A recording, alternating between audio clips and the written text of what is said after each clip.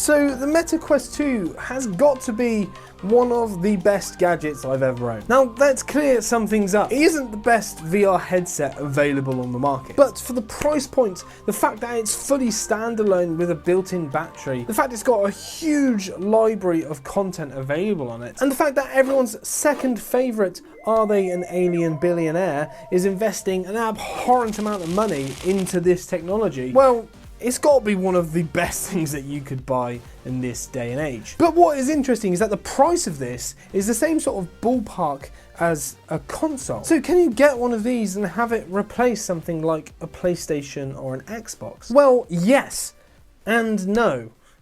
It's quite a complicated one, actually. So there are a whole bunch of differences between the two. I'm going to try and break down in this video what those differences are and what my experience has been having both the console and the VR headset, and what I tend to lean towards when I want to game.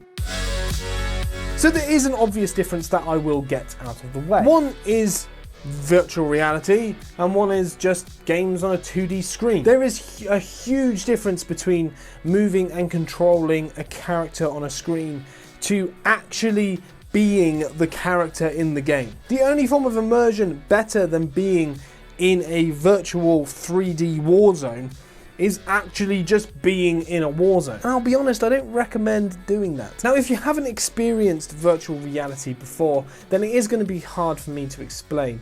But it is just mental, the difference. Now, when you're thinking of buying one or the other, you do need to take immersion into account. When you're looking at a screen and someone walks in the room, you can see them in your peripheral vision.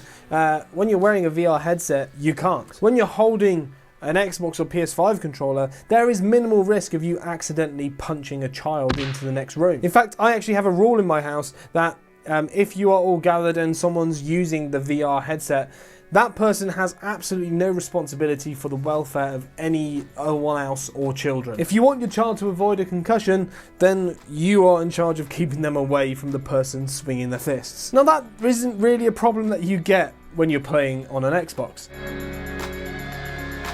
The next difference is the games. Now, there are obviously games that are shared and there are games that are different between the consoles. So there are some games that are exclusive to PS5, like the Spider-Man game, which I haven't played and I really want to play, but I can't. But the games on consoles compared to the games on virtual reality are quite different, and there are multiple reasons for that. First of all, VR brings in certain mechanics into games that wouldn't translate very well if you were playing normal mainstream games. For example, in a shooter, having to manually reload your gun.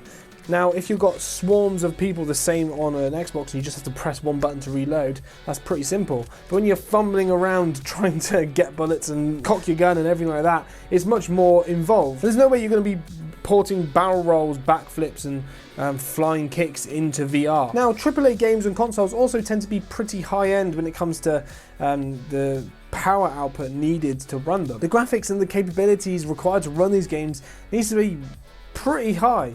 Now, imagine trying to do that on essentially what is a mobile phone processor running off of a battery. And not only doing that, also having to use power to track your head and track the room and track the remote. So yeah, performance-wise, the console is going to be better. The Quest 2 and other VR headsets have to be fairly low-powered unless you're plugging them directly into something higher-powered like a PC. But when we're comparing using a headset standalone to a console, well, yeah, it's going to lose.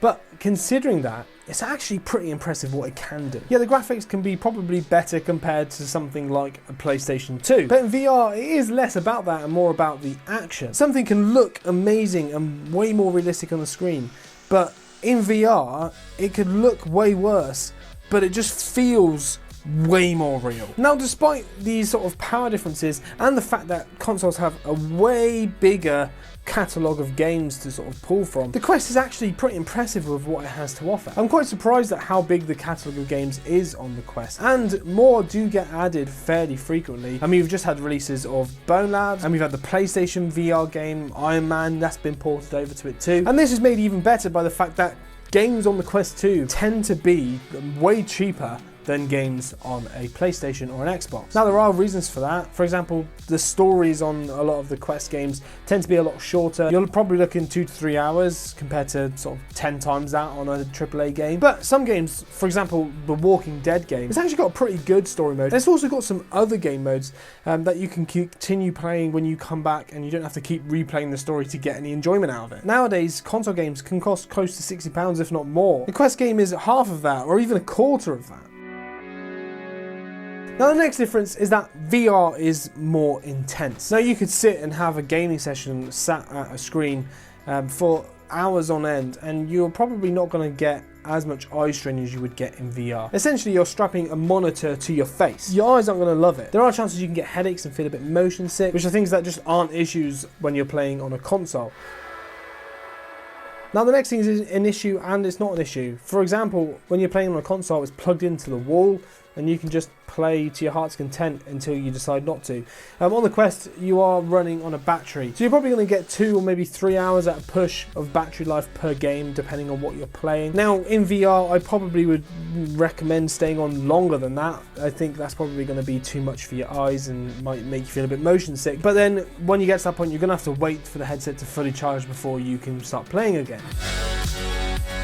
The question with VR is it just a novelty? And it can be. I think it depends on what you want to use it for. The shock and awe element of VR, the mind-blowing, oh my god, how cool is this? Yeah, that's a temporary thing that you're going to get when you first try virtual reality. And that will fade the more you use it. And obviously, you do need to invest in some games if you're going to be enjoying this to the maximum. There are some free games that you can get on this thing, but you're going to want a little bit more from it than just some of the free games. And I would recommend having a few games that you can cycle between to sort of keep this thing fresh in your mind, and that would keep you coming back to VR. Now, I also have an Xbox and I have a Quest 2. The question is, what do I want to play when I get a chance to do some gaming? Well, I play my Quest 2 more than I play my Xbox. Now, I don't get a lot of time to game, and I only really get time in the evenings once my kids are in bed and we've done all the things that we've got to get done, and it's very rare that I actually get a significant amount of time to play games. And it would be way easier for me to just go on and play the Xbox. I just got to switch it on and I can sort of get started. And with the VR, I've got to make sure there's space in the room to play, and I've got to make sure it's been charged and everything like that. So there's a little bit more effort when it comes to the VR, but I do find that's what I want to do. I find that if I'm thinking, oh, I could do with playing a game, I'm thinking about playing a game in VR. I'm not thinking about that. And I was playing on the Xbox the other day because I was doing a test for a soundbar, and I was testing some of the gaming. And I was just finding myself, this is good, but I want to be playing on my headset. I want to be playing virtual reality. And that tends to be just how I want to play games nowadays, now that I have this headset. And it's not as powerful as the Xbox, and it's got less games on it than the Xbox, but that's what I want to play. So in reality, that sort of speaks for itself. So do bear in mind, Meta are partnering with Microsoft, and they're bringing Xbox Cloud Gaming to your headset, which means all of the games that you can get on the Xbox Marketplace that support cloud gaming, that's going to be able to be played on your Quest 2 on a virtual screen inside virtual reality. Now, how good that will be, I don't know, and I'm definitely going to test it when it comes out. So make sure you subscribe to see that when it happens. And guys, thank you very much for watching. I will see you in the next one. Whoop!